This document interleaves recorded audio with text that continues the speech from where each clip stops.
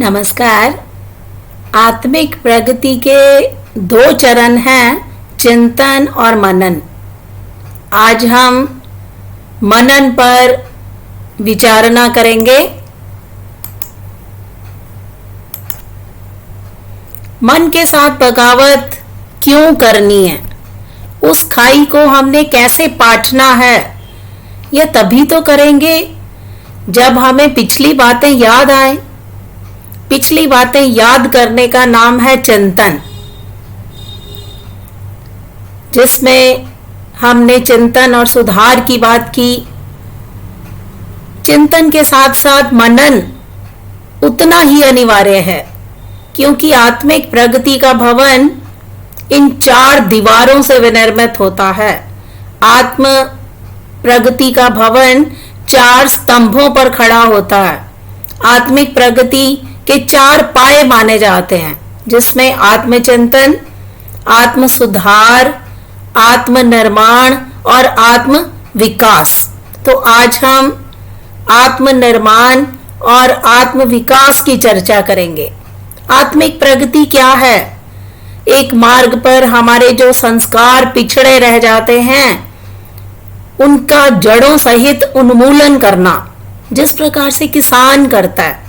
किसान पिछली फसल के ठूंठों झंगाड़ों को खोद खोद कर निकालता है और फिर खेत को आग लगाता है, खाद देता है, पानी देता है, जुताई गुड़ाई करता है, बीज डालता है।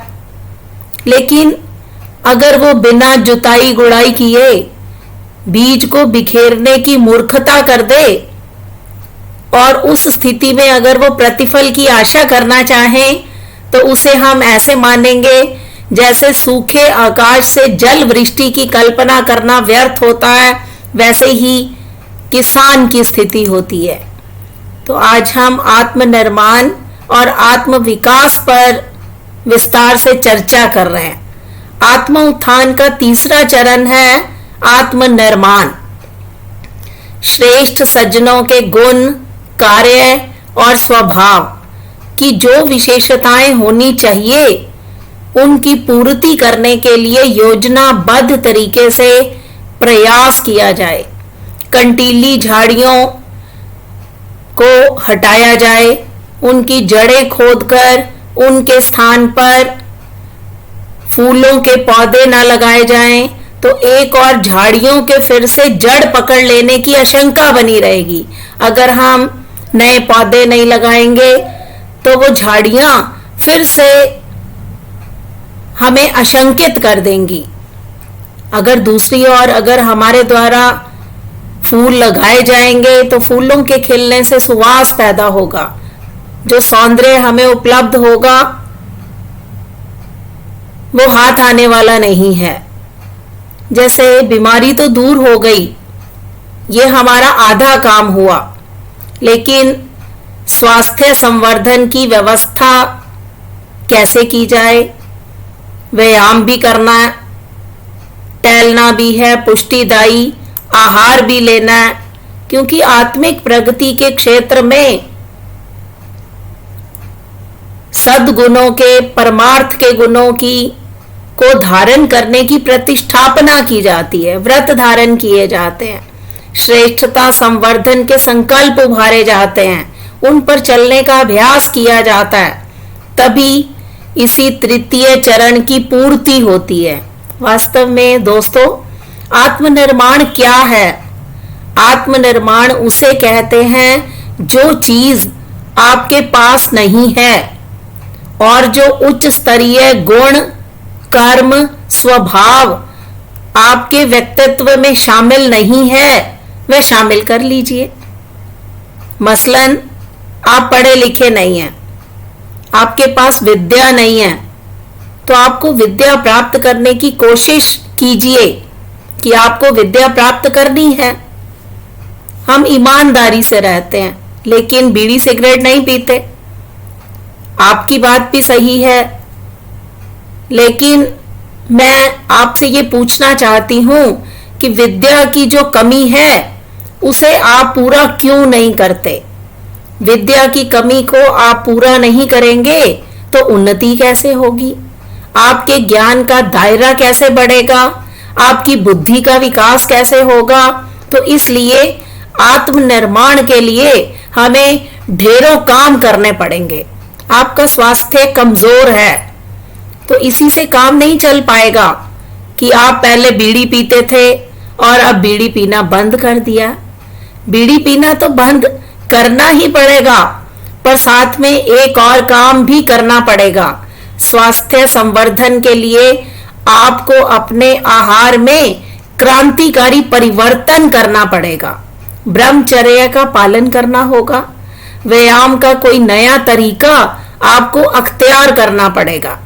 इसके लिए, प्रगति के लिए यह सब कार्य आत्म निर्माण की श्रेणी में आते हैं। इस कमी को सुधारने के लिए थोड़े से काम चल जाएगा, कमी को पूरा भी तो करना पड़ेगा। अगर हम विद्या को नहीं पढ़ेंगे, स्वास्थ्य को नहीं सुधारेंगे, जन संपर्क को नहीं बढ़ाएंगे, सेवा के लिए कदम नहीं उठाएंगे, तो काम कैसे बनेगा। इस प्रकार जो काम करने हैं वह तो करने ही पड़ेंगे। आप अपनी गलती को सुधारिए, अपनी योग्यताओं को, अपनी क्षमताओं को, अपनी भावनाओं को विकसित कीजिए। इसी को हम आत्मनिर्माण कहते हैं। आत्मनिर्माण में बराबर हमें यह देखना पड़ेगा कि हमारे जीवन में क्या कमी है, उस कमी को हम कैसे पूरी करेंगे। जब हर आदमी हमें हैरान करेगा तो आपको गुस्सा कैसे नहीं आएगा। इसके लिए हमें अपने स्वभाव को, अपनी आदतों को सुधारना होगा। निर्माण का मतलब होता है बनाना। अपने आप को बनाइए, अपने स्वास्थ्य को विनिर्मित कीजिए, अपने व्यक्तित्व को बनाइए, अपने चरित्र को बनाइए, अपने स्वभाव को बनाइए, अपनी कार्यशैली को बनाइए, प्रत्येक चीज को बनाइए। इन सब को बनाने के अतिरिक्त एक बात का और ध्यान रखिए, आप अपने कुटुंब को बनाइए, अपने परिवार को बनाइए। निर्माण उसका भी जरूरी है। हम अकेले संत बन जाएंगे, रामायण पढ़ेंगे, मिठाई नहीं खाएंगे, आपका कहना तो ठीक है, परंतु वह भी तो आपका अंग है। जो परिवार है वह भी तो आपके साथ जुड़ा हुआ है। निर्माण उसका भी करना पड़ेगा। अगर आप उसका निर्माण नहीं करेंगे तो सारे के सारे आपके घर वाले मूर्ख, उज्जड़, दुष्ट, कमीने बन जाएंगे। फिर आपके जीवन में शांति कैसे स्थिर रह सकेगी। आप भजन कैसे कर सकेंगे। आप अपनी जिंदगी को अच्छी बनाकर कैसे जी सकेंगे। फिर आप मीठे वचन का अभ्यास कैसे कर सकेंगे। इसलिए मित्रों, हमें क्या करना चाहिए। अपना व्यक्तिगत जीवन सुखमय और शांतिमय बनाने के लिए अपने परिवार के बारे में ठीक वही नीति निर्धारण करना चाहिए जो हम अपने बारे में करते हैं। परिवार भी तो अपना अंग है। ठीक उसी तरह से जैसे आपके हाथ पैर आपके पास हैं। आप यदि कहें कि हम हाथ को तो धोएंगे पर पैर को नहीं धोएंगे, यह क्या बात हुई। आप पैर को क्यों नहीं धोएंगे, आपको पैर भी धोना पड़ेगा। इस तरीके से आप अपने व्यक्तिगत जीवन को तो अच्छा बनाना आपके लिए पर्याप्त नहीं है, आपको अपने परिवार का निर्माण करना भी आपकी श्रृंखला में शामिल है और समाज का निर्माण करना भी आपकी जीवन शैली के अंतर्गत नियोजित है। इन सब को बनाइए, अपने आप को भी संवारिए, परिवार को भी संवारिए, समाज को भी संवारिए, देश को भी संवारिए। भला मनसाहत अपने अंदर पैदा कीजिए, आदर्श पैदा कीजिए, चरित्र निष्ठा पैदा कीजिए, सत प्रवृत्तियां पैदा कीजिए। सबसे बड़ा निर्माण आत्मनिर्माण। आप संपन्न बन जाएं या ना बन जाएं, इससे कुछ बनता बिगड़ता नहीं है। गरीबी में भी लोगों ने शानदार जिंदगियां बिताई हैं। अमीर रहते हुए भी आदमी ने इतने कलह पैदा किए हैं, इतने झगड़े पैदा किए हैं कि वो स्वयं तो मरे ही, दूसरों को भी उन्होंने मार डाला। इसलिए संपन्नता की बात मैं आपसे नहीं कहती। निर्माण से मेरा मतलब गुण, कर्म और स्वभाव से है। आप इन विशेषताओं को, आदमी की शालीनता को, आदतों को, चिंतन की शैली को बदलने के लिए जो कुछ कर सकते हैं सब कीजिए। अपने लिए भी कीजिए और अपने परिवार के लिए भी कीजिए। परिवार के पंचशीलों में श्रमशीलता का नाम आता है, सुव्यवस्था का नाम आता है, मित व्ययता का नाम भी आता है, सहकारिता भी उसी में शामिल है और शालीनता भी उसी के कटघरे में शामिल की जाती है। ये सब बातें उसमें आती हैं। आप इन सब बातों का स्वयं भी निर्धारण कीजिए और अपने परिवार वालों को भी धारण करवाइए। ये आपके व्यक्तित्व के निर्माण में सहायक होंगी, ये चरित्र के निर्माण में भी सहायक होंगी। चिंतन के निर्माण करने का भी यही एक शानदार तरीका है। आप इसके बारे में किस तरीके से इसे कार्यान्वित कर सकते हैं। आप एकांत में चिंतन और मनन जब करने बैठें तब यह विचार कीजिए। यह तीसरी वाली जो विचारधारा है ये निर्माण वाली धारा है, इसे हम निर्माण का नाम देते हैं। और जो चौथी वाली एक धारा है, निर्माण के बाद मनन के दो भाग हैं जिसे हम आत्मनिर्माण और आत्म विकास की श्रेणी में रखते हैं। चिंतन मनन की चौथी कड़ी हम आत्म विकास के रूप में ग्रहण करते हैं। आत्म विकास, इसका क्या मतलब है? आप अपने अहम के दायरे को बढ़ा लेना। लोगों का दायरा कूप मंडूक के तरीके की तरह बहुत छोटा होता है, विस्तृत होता है। वे अपने शरीर को ही अपना मानते हैं। वे ये नहीं मानते कि हम समग्र समाज के घटक मात्र हैं। रक्त के एक कण की क्या कीमत हो सकती है?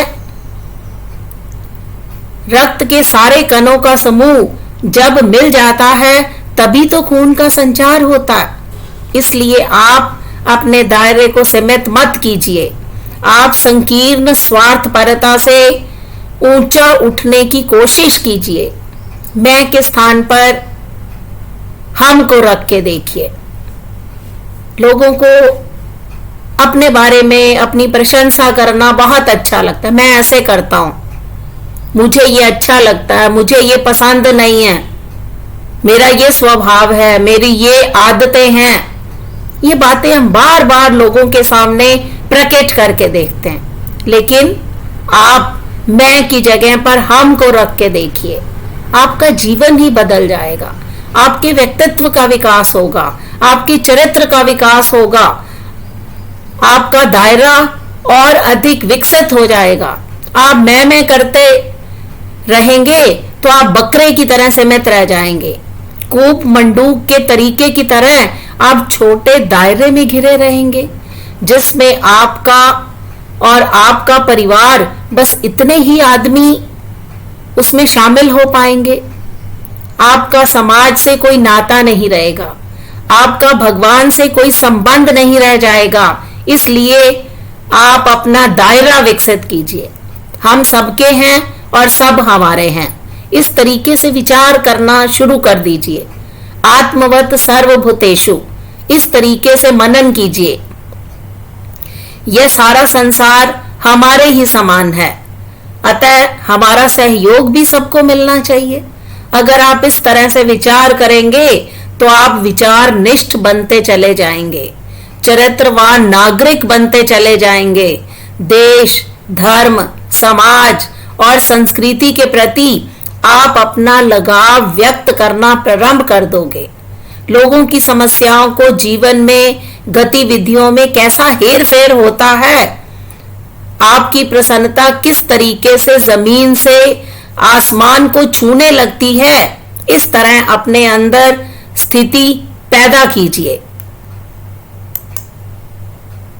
आत्म उत्कर्ष की अगली अवस्था है आत्म विकास। और जब हमारी आत्मा का विस्तार होता है तब हम आत्मिक प्रगति, आध्यात्मिक उन्नति के अगले सोपान तक पहुंच जाते हैं। ये वही रास्ता है जब आदमी पूर्ण लक्ष्य तक पहुंचना संभव बना लेता है। आपके लिए भी यही रास्ता उचित है। मित्रों, आप सभी इसी रास्ते को अपनाइए, अपना दायरा बढ़ा लीजिए। संतों, महापुरुषों ने भी अपने लिए जीना शुरू किया था। वो देश के लिए जिए, धर्म के लिए जिए, संस्कृति के लिए जिए। सबके दुखों में शामिल हो जाइए, लोगों का दुख बटाते रहिए, अपना सुख बांटते रहिए। अपने सुखों को बांटना, दूसरे के दुखों को बटाना, ये कौटुंबिक प्रवृत्ति मानी जाती है। अपनी विशेषताओं को कौटुंबिक विशेषताओं में परिणत कीजिए। अपने परिवार को आप अपना समझिए, सारे समाज को अपना समझिए, सारे देश को अपना समझिए।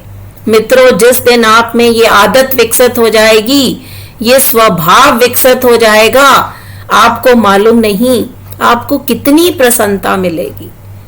लेकिन जिस दिन आप सबको अपना मान लोगे, आपको गौरव महसूस होने लगेगा, आप प्रसन्नता का अनुभव करने लगेंगे। आप कह नहीं सकेंगे। सूरज भी आपका, चांद भी आपके, सितारे भी आपके, नदी भी आपकी, पहाड़ भी आपके, जमीन भी आपकी, इस धरती के सारे इंसान आपके, सारे कुटुंब आपके, सारा संसार आपका, बशर्ते कि आप अपने दायरे को चौड़ा कर लीजिए, विस्तृत कर लीजिए। आपकी खुशी का कोई ठिकाना नहीं रहेगा। आप धीरे धीरे थोड़े से लोगों को अपना बनाएंगे, आपको बहुत राहत मिलेगी। जिस दिन आप सबको अपना बना लोगे, आपको कितना मजा आएगा, आपको कितना आनंद आएगा, आपको कितनी खुशी मिलेगी, ये अनुभव के बाद ही बताया जा सकता है। आत्म उत्कर्ष की अंतिम भूमिका आत्म विकास मानी जाती है।